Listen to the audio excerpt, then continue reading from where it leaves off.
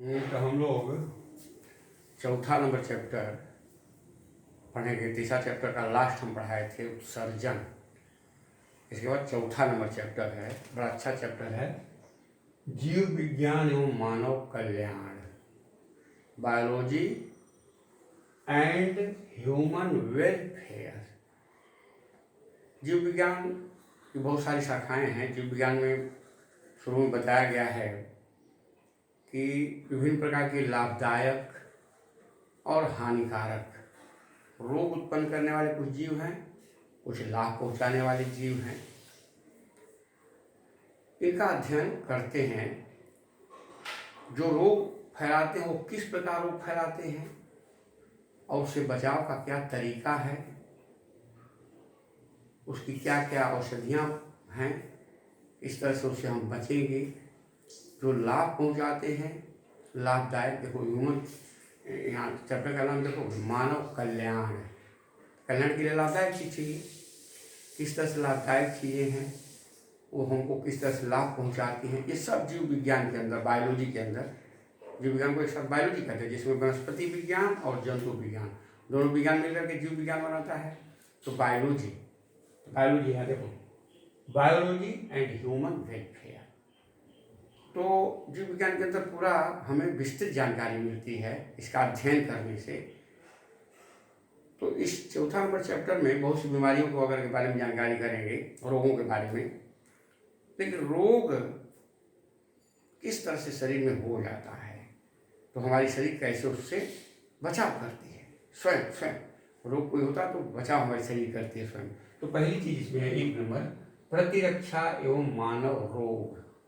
पहली चीज, मानव में रोग तो हो रहा है लेकिन शरीर उन रोगों से प्रतिरक्षा कर रहा है। एक शब्द है, इंग्लिश में शब्द बड़ा सुंदर आता है, इम्यूनिटी। जब रक्त परिवहन पढ़ोगे, रक्त परिवहन जब उसमें पढ़ाए हैं, तो उसमें देखेंगे शब्द आता है प्रतिरक्षा। प्रतिरक्षा किसी चीज के प्रति शरीर की रक्षा, बाहर से प्रवेश करने वाले हानिकारक रोगाणुओं इत्यादि से शरीर के स्वयं की रोकने की उसको क्षमता जो है, उससे जो लड़ने की क्षमता है, उसी को प्रतिरक्षा, इम्यूनिटी कहते हैं। आजकल कोरोना चला हुआ है, तमाम देखोगे पेपर में लेकर के, मीडिया में लेकर के, टीवी वगैरह पर बताता रहता है कि शरीर की इम्यूनिटी को बढ़ाइए, इस तरह के चीज़ खाइए जो इम्यूनिटी को ठीक है। इम्यूनिटी शब्द है, बहुत इंपॉर्टेंट शब्द है। देखो इम्यूनिटी पहला शब्द है, इम्यूनिटी, प्रतिरक्षा ये शब्द है। उसकी परिभाषा, इसमें इम्यूनिटी परिभाषा वही हो गई। इम्यूनिटी परिभाषा ध्यान से सुनिए, शरीर में प्रवेश करने वाले हानिकारक रोगाणुओं इत्यादि से शरीर के स्वयं की लड़ने की क्षमता को इम्यूनिटी या प्रतिरक्षा कहते हैं। शरीर में कोई रोग, अब जैसे कोई बैक्टीरिया है चला गया, कोई वायरस चला गया, जैसे देखो कोविड का ही ये वायरस है, कोविड-19 ये वायरस है ना, ये वायरस जो है शरीर में जा रहा है, तो इस वायरस से शरीर लड़ रहा है। अब देखिए बहुत से लोग समझ ही नहीं पा रहे हैं कि उनको कोरोना हुआ कि नहीं हुआ, लेकिन वो ठीक हो गए, दवा कोई नहीं किए, थोड़ा सर्दी बुखार हुआ, सामान्य रूप से कोई दवा लिए नहीं भी लिए, लेकिन स्वयं शरीर लड़ता है। जितनी स्ट्रांग इम्यूनिटी हो बॉडी की होगी, शरीर की जितनी प्रतिरक्षा, रोगों से लड़ने की क्षमता होगी, उतना ही व्यक्ति स्वस्थ रहेगा। दवा क्या करती है, आपके शरीर की इम्यूनिटी को बढ़ाती है। चाहे वो दवा ओरली दी जाए, चाहे वो दवा पिल्स की कैप्सूल के टैबलेट के रूप में हो, चाहे वो दवा इंजेक्शन के रूप में दिया जाए, जिस भी तरह से दिया जाए, वो शरीर की इम्यूनिटी को बढ़ाएंगे। इम्यूनिटी बॉडी, तो इम्यूनिटी का मतलब क्या हुआ, शरीर में प्रवेश करने वाले हानिकारक रोगाणुओं इत्यादि से शरीर के स्वयं के लड़ने की क्षमता को इम्यूनिटी या प्रतिरक्षा कहते हैं। यहाँ दो चीज समझना जरूरी है, क्योंकि एक शब्द लिखा प्रतिजन, एंटीजेन, बहुत इंपॉर्टेंट शब्द है, और एक है प्रतिरक्षी पदार्थ, एंटीबॉडीज। प्रतिजन, प्रतिरक्षी, एंटीजन। कोई बाहर से पदार्थ प्रवेश कर रहा है शरीर में, प्रवेश करने वाले पदार्थ के लिए हमारे शरीर में एंटीबॉडी बनने लगती है, माने प्रतिरक्षी बनती है। देखो एंटीजन की परिभाषा यहाँ में लिखा है, इम्यून प्रतिक्रियाओं को प्रेरित करने वाले। इम्यून माने भाई शरीर के रोगों से जो लड़ने की क्षमता उसको इम्यून प्रतिक्रिया कहेंगे। इसको प्रेरित करने वाले विषैले पदार्थ, टॉक्सिक पदार्थ शरीर में जा रहे हैं, चाहे वो कोई बैक्टीरिया है, कोई वायरस है, कोई प्रोटोजोआ है, कोई फंगस है, कवक है, तमाम चीज़ें हैं। वो पानी के माध्यम से जाए, हवा सांस लेने के माध्यम से जाए, खाना खा रहे हैं उसके माध्यम में खाना के साथ चले जाएं। बहुत से खराब पदार्थ आप खा रहे हो, देख रहे हो, उसमें दिखाई तो नहीं दिया, इतना सूक्ष्म बैक्टीरिया है उस पर है। वो भोजन के माध्यम से, पानी के माध्यम से, वायु सांस लेने के माध्यम से, स्पर्श के माध्यम से, गंदगी के माध्यम से जैसे भी चला गया तो विषैला होगा। तो उस विषैले पदार्थ को यहाँ एंटीजन या प्रतिजन कह रहे हैं। देख लीजिए यहाँ परिभाषा को, इम्यून प्रतिक्रियाओं को प्रेरित करने वाले। वो प्रेरित करेंगे, जब शरीर में जाएंगे तो हमारे शरीर की प्रतिक्रिया लड़ने के लिए प्रेरित करेंगे ना। इम्यून प्रतिक्रियाओं को प्रेरित करने वाले विषैले पदार्थ एंटीजन या इम्यूनोजेंस कहा जाते हैं। दो नाम यहाँ हमने लिख दिया है, कभी कभी इम्यूनोजेंस, यहाँ देखोगे इम्यूनोजेंस कहलाते हैं। ये मुख्यतः क्या होते हैं? प्रोटीन होते हैं, मुख्यतः प्रोटीन, परंतु कुछ न्यूक्लिक अम्ल, न्यूक्लियोप्रोटीन, लाइपोप्रोटीन, कुछ शर्करा वगैरह जटिल प्रकार के इत्यादि इत्यादि हमने लिख दिया है। इत्यादि प्रकार के भी होते हैं, लाइपोप्रोटीन होते हैं, ग्लाइकोप्रोटीन होते हैं, कुछ न्यूक्लिक अम्ल होते हैं। यहाँ जैसे हमने लिखा, जैसे वायरल प्रोटीन, वायरस की जो प्रोटीन है, वायरस सजीव शरीर के बाहर है तब तक तो निर्जीव जैसा रहता है, लेकिन वो प्रोटीन है इसलिए सजीव है। उसके अंदर आरएनए भी है अथवा डीएनए भी है। अलग अलग वायरस में कोई आरएनए वायरस है, कोई डीएनए वायरस है। ये वायरस वो वायरल प्रोटीन उसको कहेंगे। वायरस की जो प्रोटीन है ये विषैला होगा हमारे लिए, तो एंटीजन कहलाएगा। देख लो, मधुमक्खी का विष, जैसे मधुमक्खी, सांप, ये सब करते उनका विष गया ना शरीर में, तो विष है ना, तो एंटीजन का काम करेगा, प्रतिजन। अब जैसे वो जाएगा, अब देखो दूसरा शब्द आ गया, प्रतिरक्षी पदार्थ, एंटीबॉडीज। एंटीजन, एंटीबॉडीज अंग्रेजी जरूर याद करोगे। किसी प्रतिजन, एंटीजन यहाँ दिया ना कि इम्यून प्रतिक्रियाओं को प्रेरित करने वाले, तो प्रतिजन के प्रभाव से देखो, किसी प्रतिजन या एंटीजन की प्रतिक्रिया में बने प्रोटीन, वो भी प्रोटीन्स बन रहे हैं, वो जो उस प्रतिजन विशेष से, जो प्रतिजन जा रहा है शरीर में, एंटीजन जा रहा, उस विशेष से प्रतिक्रिया करके शरीर को रोगों से बचाता है। प्रतिरक्षी पदार्थ, जैसे हिंदी में लिख दिया प्रतिरक्षी, बहुत कम एंटीजन और एंटीबॉडी की किताबों में लिखा हुआ मिलेगा, लेकिन यहाँ हमने हिंदी समझने के लिए लिखा प्रतिजन, शरीर में गया विषैला पदार्थ है, तो वो रोगों से लड़ने की क्षमता जो हमारे शरीर के अंदर एंटीबॉडीज बनेगी उसको प्रेरित करेगा। वो जब तक एंटीजन जाएगा नहीं, एंटीबॉडीज बनने लगती उसी विशेष प्रतिजन, जिस तरह का एंटीजन जा रहा है उसी तरह का एंटीबॉडी। जैसे ब्लड ग्रुप में हमने बताया था कि एंटीजन लाल रक्त कणिकाओं की झिल्ली पर पाए जाते हैं और एंटीबॉडी प्लाज्मा में पाए जाते हैं। ब्लड ग्रुप इसी आधार पर कार्ल लैंडस्टीनर ने 4 भागों में बांटा था, ए जिसमें ए एंटीजन पाया जाता है, बी जिसमें बी एंटीजन होता है लाल रक्त कणिका झिल्ली पर, और बाहर ये तो रक्त में भी है एंटीजन और एंटीबॉडी। तो जो एंटीजन है उसका विपरीत एंटीबॉडी है, तो खून नहीं जम रहा है। एंटीजन, एंटीबॉडी, कई तरह की परिभाषा इसकी बताई गई होगी, पहले भी एंटीजन एंटीबॉडी आया, यहाँ खूब ध्यान से इस परिभाषा को याद कर लोगे। एंटीजन क्या हुआ? इम्यून प्रतिक्रियाओं को प्रेरित करने वाले पदार्थ, विषैले पदार्थ एंटीजन या इम्यूनोजेंस कहलाते हैं, ठीक है ना। ये मुख्यतः प्रोटीन, परंतु कुछ न्यूक्लिक अम्ल, न्यूक्लियोप्रोटीन, लाइपोप्रोटीन इत्यादि प्रकृति के भी होते हैं, जैसे वायरल प्रोटीन हुआ, मधुमक्खी का विष हुआ, सांप का विष हुआ, ये सब जो शरीर में जा रहे हैं एंटीजन। एंटीबॉडी प्रतिरक्षी पदार्थ किसी प्रतिजन माने एंटीजन की प्रतिक्रिया को में बने हुए प्रोटीन को जो उस प्रतिजन विशेष से प्रतिक्रिया करके शरीर को रोगों से बचाते हैं, उन्हें ही हम एंटीबॉडीज प्रतिरक्षी पदार्थ या इम्यूनोग्लोबिन भी कहते हैं। इम्यूनोग्लोबिन, ग्लोबिन प्रोटीन है, हीमोग्लोबिन जैसे करेगा, हिम रंग है, ग्लोबिन प्रोटीन है, इम्यूनोग्लोबिन, इम्यूनिटी को बढ़ाते हैं, ये प्रतिरक्षी हैं। इम्यूनोजेन, एंटीजेन, इम्यूनोजेन, दो तरह का इम्यूनो प्रतिरक्षा करने को प्रेरित करते हैं। अच्छा भाई, इम्यूनिटी, इम्यूनिटी जो हमने परिभाषा बताया ना कि शरीर में प्रवेश करने वाले हानिकारक पदार्थ हों, बाह्य हानिकारक पदार्थ जो प्रवेश में विषैले पदार्थ प्रवेश कर रहे हैं, उससे शरीर के लड़ने की जो क्षमता, स्वयं की प्रतिरोध करने की क्षमता है, उसे ही हम इम्यूनिटी, प्रतिरक्षा कह रहे हैं। प्रतिरक्षा किसके प्रति? एंटीजेन के प्रति। कैसे रक्षा हो? एंटीबॉडीज बन करके, उसी को हम इम्यूनिटी कहते हैं। हमेशा ध्यान रखो, बहुत बढ़िया ये परिभाषा है। प्रतिरक्षा दो तरह की होगी, एक नेचुरल होगी जो जन्म से है, जन्मजात इम्यूनिटी इसको कह सकते हो, इनबॉर्न इम्यूनिटी या नेचुरल इम्यूनिटी। और एक प्रतिरक्षा जो होती है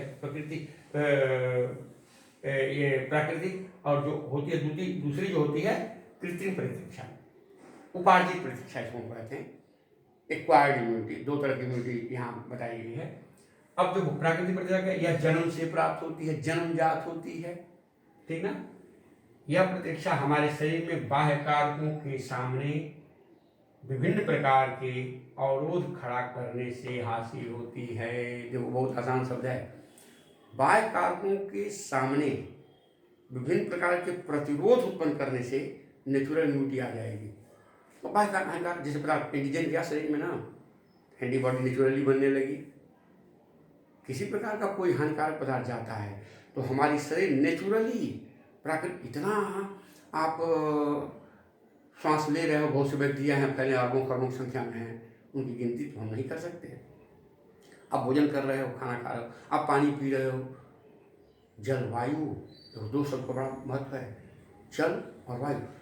शुद्ध वायु, साफ स्वच्छ वायु मिले जिसमें ऑक्सीजन की मात्रा अधिक से अधिक हो, और शुद्ध पानी मिले, तो शुद्ध वायु और शुद्ध जल अगर मिलता है तो 80 से 90% रोग नहीं होंगे, निश्चित है, रोग ही नहीं होगा।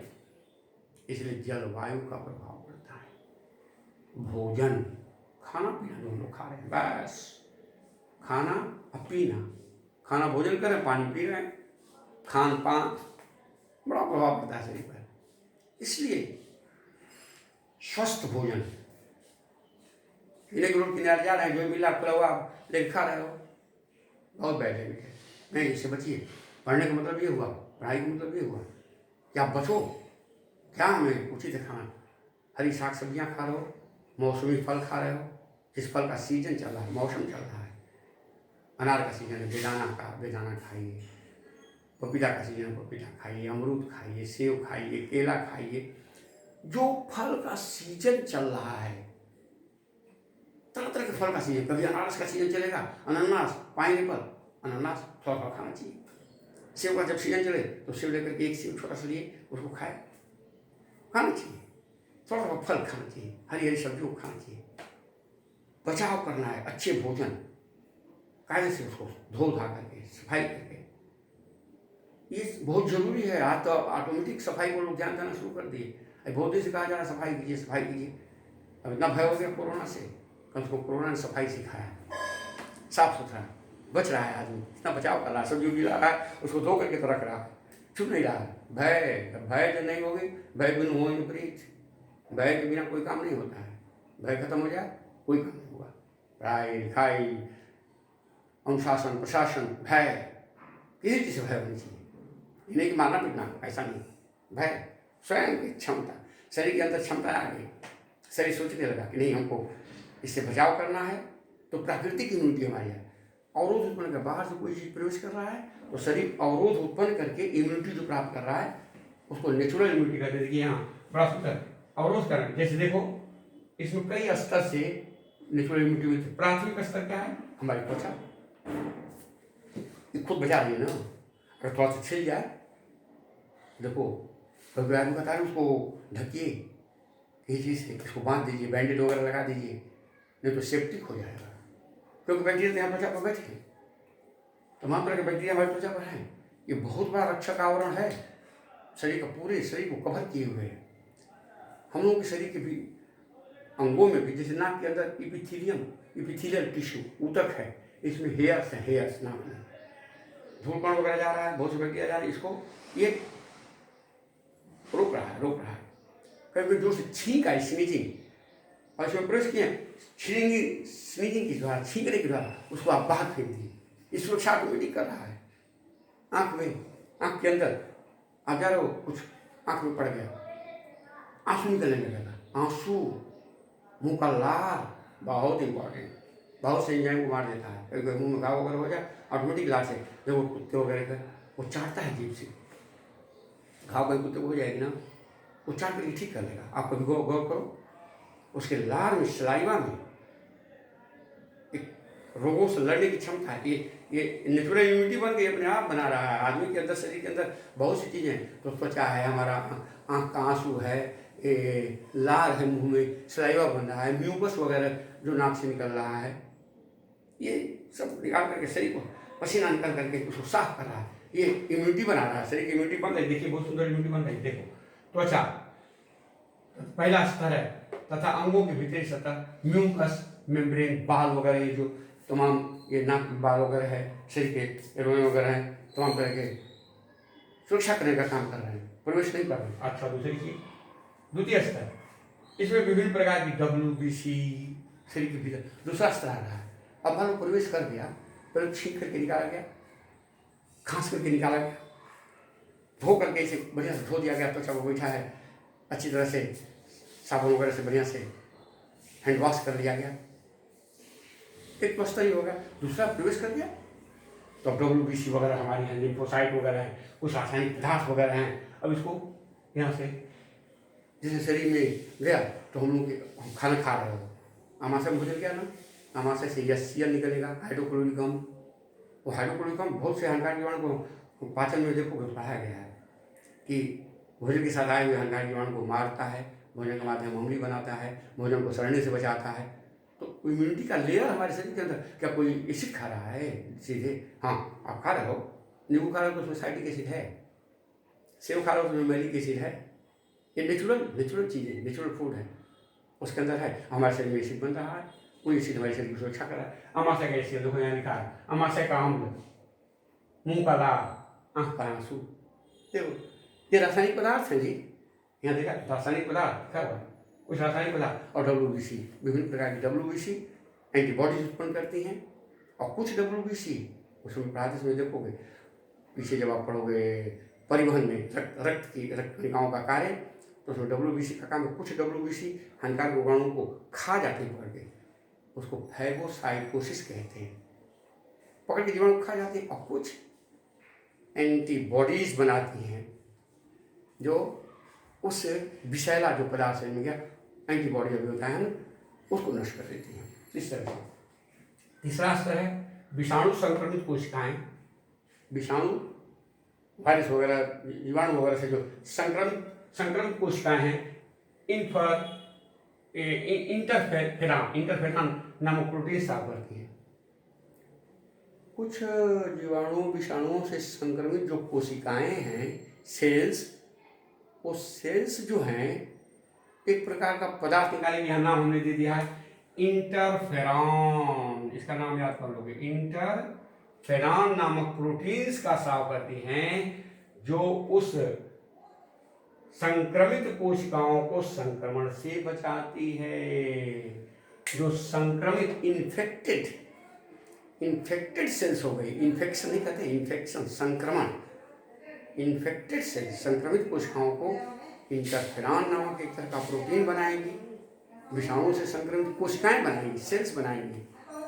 भाई WBC तो एक सेल है, कोशिका है, लाल रक्त कोशिका, श्वेत रक्त कोशिका, रक्त बिंबाणु कोशिकाएं हैं, थ्रोम्बोसाइट्स। तो उसी तरह से विषाणु से संक्रमित जो कोशिकाएं हैं, इंटरफेरॉन नामक, इसका नाम याद करोगे, इंटरफेरॉन नामक प्रोटीन का निर्माण करती हैं जो उस संक्रमित कोशिका को ठीक कर देती है। ऑटोमेटिक, नेचुरल है, अपने से हो रहा है, इसको कुछ करना नहीं है। तो इस तरह से नेचुरल हो गया।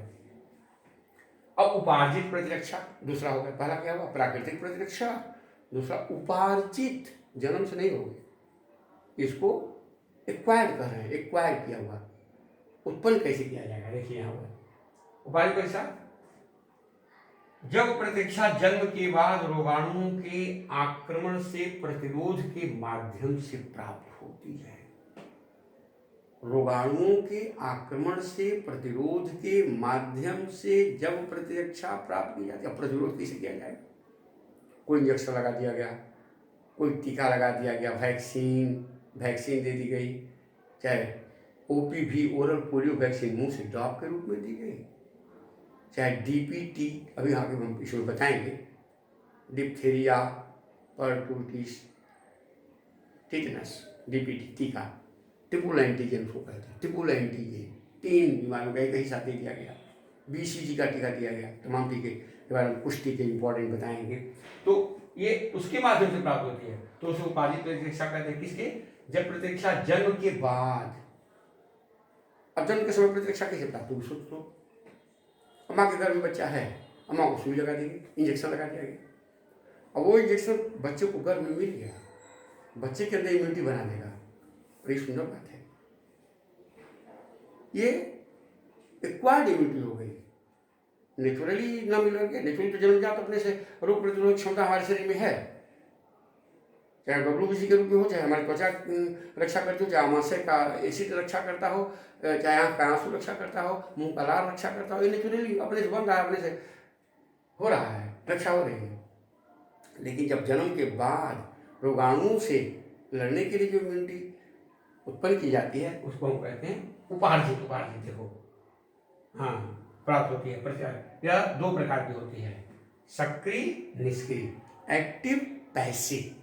एक्टिव क्या है? देखो यहाँ सक्रिय, किसी रोग के स्वाभाविक रूप से संक्रमण के बाद शरीर उस रोग को उत्पन्न करने वाले रोगाणु के विरुद्ध लड़ता है। स्वाभाविक उसको बीमारी हो गई, सपोज कीजिए, जैसे स्मॉल पॉक्स, 2 तरह की पॉक्स, चेचक। एक होती चिकन पॉक्स, छोटे छोटे दाने वाली चेचक को हम चिकन पॉक्स कहते हैं। स्मॉल माने छोटा शब्द होता है, लेकिन स्मॉल माने बड़ी चेचक को कहते हैं। देखो किसी किसी के चेहरे पर, शरीर पर उसके दाग पड़ जाते हैं, बड़ा भयंकर रोग है। वायरस का है, वैरियोला, वैरिसेला, ये वायरस का 2 नाम है। अब चेचक का टीका लग गया, अगर चेचक का टीका लग गया तब तो उसको चेचक होगा नहीं, निश्चित है। अब मान लो एक बार किसी को स्मॉल पॉक्स हो गया, बड़ी वाली चेचक, तो होल लाइफ उसको दोबारा चेचक नहीं होगी। क्यों? एक ही टीका तुमने ले लिया, बचपन में लगा दिया गया, तो होल लाइफ नहीं ना उसको चेचक हुआ, स्मॉल पॉक्स। क्यों नहीं हुआ? सपोज कीजिए इम्यूनिटी इतनी बढ़ गई शरीर में, इतनी इम्यूनिटी उस वायरस के प्रति हो गई कि वो वायरस अगर दोबारा शरीर में जाता भी है तो दोबारा वो पॉक्स होगा नहीं, पॉक्स होगा ही। लुईस पाश्चर का, इसके बाद हम बताएंगे बहुत सारे वैज्ञानिकों ने जो टीके का खोज किया है। एडवर्ड जेनर के बारे में लुईस पाश्चर भी बनाए थे टीका, फर्मेंटेशन किया कि ये उन्होंने ये किया था। लेकिन एडवर्ड जेनर का पॉक्स का टीका उन्होंने इस चैप्टर में पढ़ोगे आगे। एडवर्ड जेनर पॉक्स का टीका बनाए थे। तो पॉक्स, स्मॉल पॉक्स एक बार हो गया तो उसकी इम्यूनिटी बॉडी में बढ़ गई, तो उस रोग के होने के बाद इम्यूनिटी बढ़ी, तो इम्यूनिटी बढ़ी तो हो गई एक्वायर्ड, उपार्जित। तो ये एक्टिवली हो गई, माने सक्रिय प्रतिरक्षा करते हैं। इसकी परिभाषा बढ़िया ध्यान से पढ़ो। किसी रोग के स्वाभाविक रूप से संक्रमण के बाद, स्वाभाविक रूप से संक्रमण नेचुरली हो रहा है शरीर में, उस रोग को उत्पन्न करने वाले रोगाणु के विरुद्ध जो प्रतिरक्षा होती है उसे सक्रिय, जैसे स्मॉल पॉक्स की। दूसरा निष्क्रिय या अक्रिय प्रतिरक्षा, 2 शब्द है, निष्क्रिय, अक्रिय। Passively immunity, actively immunity. यह बाहरी स्रोतों से तैयार की गई एंटीबॉडी की सहायता, बाहरी स्रोत से तैयार की गई एंटीबॉडी। जैसे OPV मुंह में डाला गया बच्चे को ना, तो पोलियो वायरस उसको नहीं हुआ, एक महीने के अंदर पर 3 बार ड्रॉप पिला दिया गया। एक बूंद जिंदगी की, लोगों ने प्रचार भी करते हुए देखा होगा, एक बूंद जिंदगी की, तो एक ही बूंद वास्तव में उसकी लाइफ बचा दी, OPV। फिर इसके बाद कई बार पिला दिया गया, तो उसको अब देखो हमारे देश से धीरे धीरे पोलियो अब किसी बच्चे को नहीं होता है, 4-5 साल के भीतर होता है। 5 साल के बाद जल्दी होने की संभावना इसकी नहीं रहती, क्योंकि इम्यूनिटी इतनी स्ट्रांग हो जाती है। जैसे एक छोटा सा अंकुरण है पौधे का, अंकुरों को आपने तोड़ दिया, आसानी, और वही अंकुरण होकर के वृक्ष बन गया। तो कुल्हाड़ी से और बड़ा तेज काटोगे तो कटेगा नहीं। इसी तरह से रोग भी है, अगर शुरू में ही कोई रोग है, इम्यूनिटी उसको दबा दी, खत्म। लेकिन विराट जैसे कैंसर वगैरह हो जाते हैं, सब वायरस की है। एड्स हो जाएगा, कैंसर हो जाएगा, पॉक्स हो जाएगा। पॉक्स भी वायरस की बीमारी है, ठीक होने वाली, कुछ ठीक होती हैं, कुछ बहुत दिन तक रह जाती हैं। कुछ बीमारियों के बारे में आगे हम पढ़ाएंगे इसमें। तो निष्क्रिय हो गई या बाहरी स्रोतों से तैयार की गई, बाहरी स्रोत से तैयार की गई दवा वगैरह जो तैयार की जाती है, जैसे BCG का टीका एक लग गया ना, जीवन में TB रोग नहीं होगा। पोलियो का टीका लग गया, नहीं होगा। चेचक का टीका लग गया, नहीं होगा। तो ये बाहरी स्रोत से तैयार किया गया, उसको पैसिव अक्रिय उपार्जित तो है। इस तरह से तैयार की थोड़ी की सहायता से उत्पन्न की जाती है, उसे हम कहते हैं। जैसे गर्भवती माँ के शरीर में एंटीबॉडी देने से गर्भ में इससे शिशु कहाँ से है, एक प्लेसेंटा, ये यहाँ से नाभि से बच्चा जुड़ा रहता माँ से। माँ को जब टीका दिया गया तो नाभि के माध्यम से, इस प्लेसेंटा के माध्यम से बच्चे को, भ्रूण को प्राप्त हुआ और वो इम्यून हो गया, इम्यूनिटी उसकी हो गई। इस तरह से गर्भवती माँ को टीका लगाया जाता है। ये पैसिव रूप के इस तरह से, इसमें बहुत चीज़ें हम बताएंगे, इसको ध्यान से पढ़ेंगे। इस तरह से प्रतिरक्षा और स्वास्थ्य इसमें हम कुछ बताएंगे और मानव आज इतना ही।